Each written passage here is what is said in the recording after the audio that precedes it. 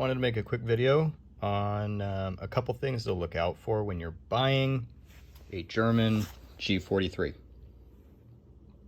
So first thing is code and nomenclature. So mine was made at the Walther factory in 1944. It's in the A block. This was before they made the change from G to the K43. Some of you may know it as the K43, but it went by both up until mid-late 1944 when they changed this to the K43. Now, some of the receivers that were rejected earlier on were then later used as the war progressed and Germany became a little bit more lax on weapon standards. They would use some of the G43 stamped receivers later on in the war. Typically those are, sometimes you'll see them with a 45 date. So just watch out for that. One of the main things with the G43 that people talk a lot about is the gas system.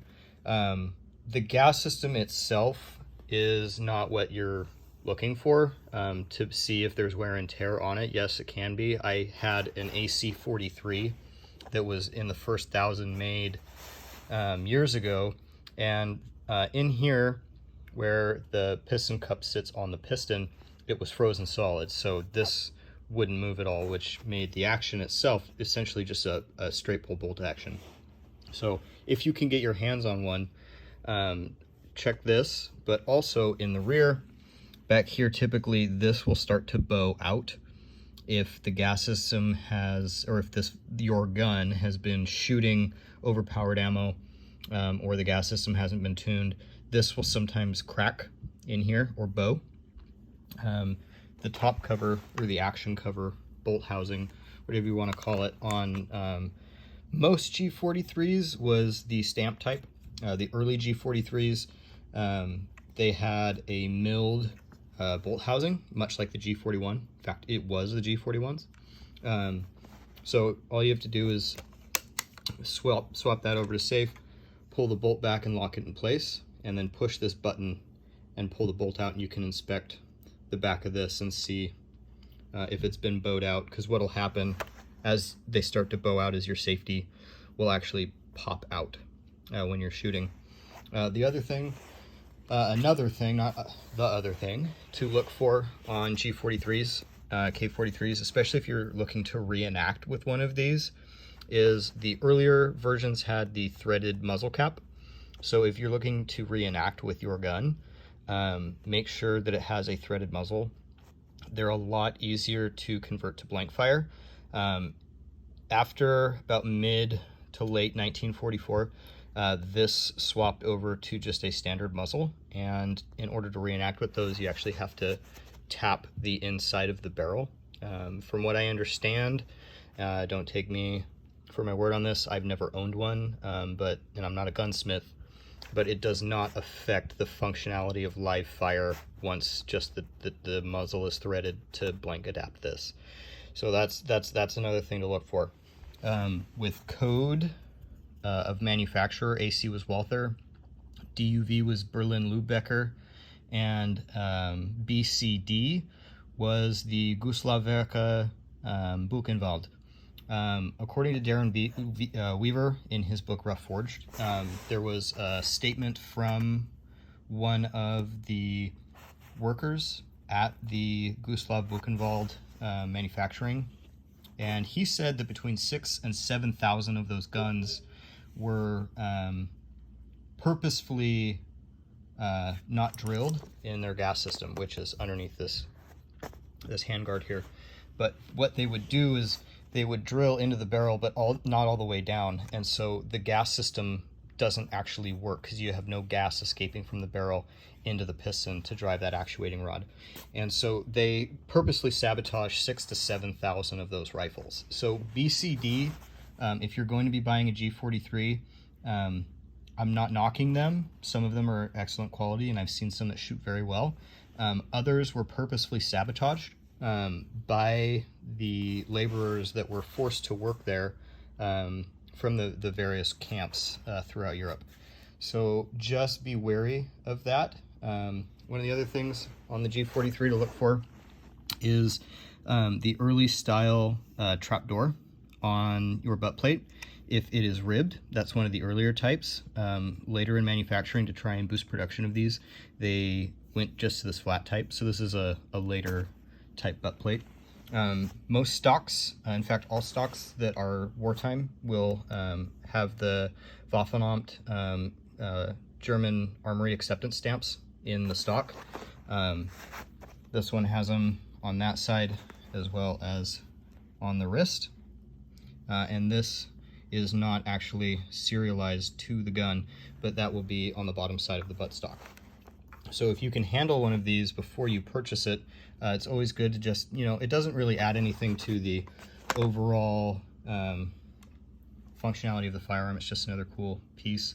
If you see a G43 that does not have a laminate stock, that is more than likely a post-war reproduction. From what I understand from reading and from handling quite a few of these over the years, is none of them were issued with a hardwood stock. None of them. G41s, that was done in limited numbers, but the G43 was all a laminate stock. The hardwood stocks are really hard to get fitted to one of these guns, so if you do have like a barreled action or a broken stock or a sporterized gun, it's better to get a laminate stock made or buy a laminate stock than to use the hardwood, because it's really hard to seat the action into your stock. So laminate stocks, typically they are going to cost more money, but they are cut the right way, so you won't have to worry about that. The other thing to check on a G43, if you're able to actually handle it, is the handguard. This is a high stress area because of where the piston is and the actuating rod, and so typically these will crack. I have actually ordered a spare made of a more modern like plastic, but it resembles Bakelite, so I will be putting that on here. Some of these were issued with a actual Bakelite or Durafol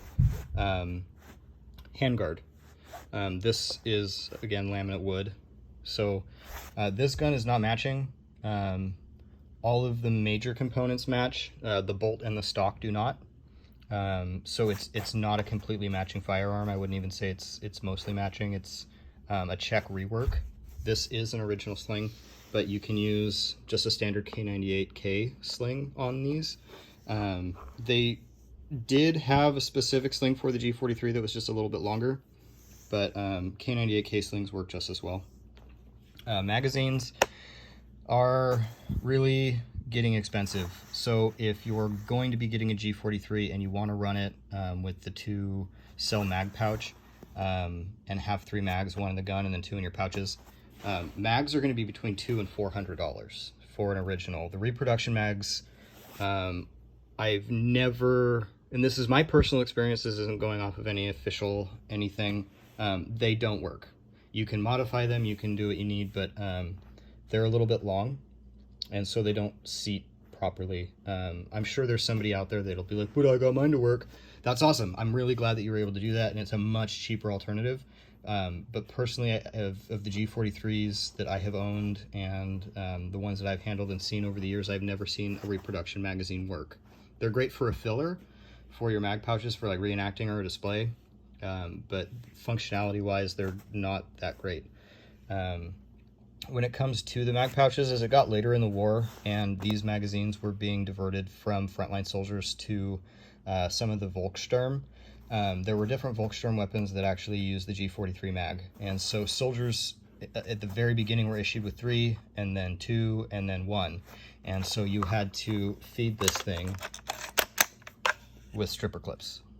So it would not be FARB or out of the ordinary to only have 1 mag and feeding your gun with just stripper clips. That would be absolutely acceptable, because that's literally what happened due to diverting resources to Volkssturm firearms.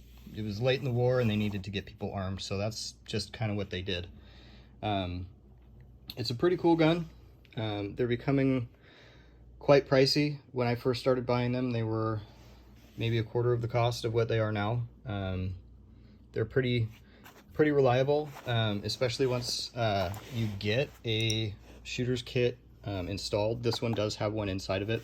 I actually have like 1.5. I have some spare parts just in case. That's just me. I like to have extra stuff. So it's definitely beneficial for blank fire. I don't know about live fire. I've always had pretty good experience with just having the standard size orifice inside of the shooter's kit, and it works just fine. I'm not launching brass into orbit, which a lot of these will do straight out of the box or from the shop or gun show. You take it out and shoot it, you'll be just launching brass into the International Space Station. Going back to the muzzle, they do have blank firing adapters for these that are just different size orifices to feed or better cycle different blank loads.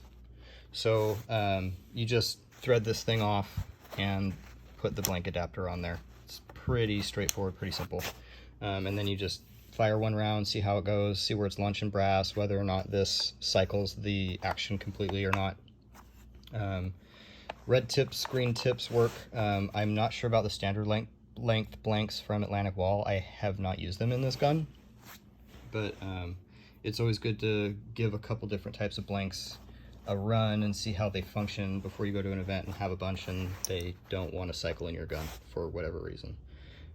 That's about it, guys. Those are just some pointers and some things to look at for buying a G43. I don't know how informative this was. It's just kind of a spur of the moment video, but if you have any questions, just post it in the comments and I'll see if I can't answer it for you. Thanks for tuning in.